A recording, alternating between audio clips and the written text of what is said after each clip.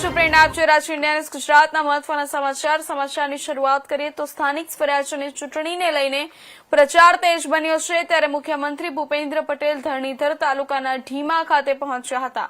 અહીં તેમણે ચૂંટણી પ્રચાર અંતર્ગત જાહેર સભાને સંબોધી હતી, જેમાં 3 જિલ્લા પંચાયત અને 16 તાલુકા પંચાયતના ઉમેદવારોને જીતાડવા અપીલ કરવામાં આવી। આ સભામાં મોટી સંખ્યામાં કાર્યકરો અને સ્થાનિક મતદારો હાજર રહ્યા હતા। પ્રચાર સભામાં રાજ્યકક્ષાના મંત્રી સ્વરૂપજી ઠાકોર, પૂર્વ સાંસદ પરબતભાઈ પટેલ સહિત ભાજપના અગ્રણીઓ ઉપસ્થિત રહ્યા હતા।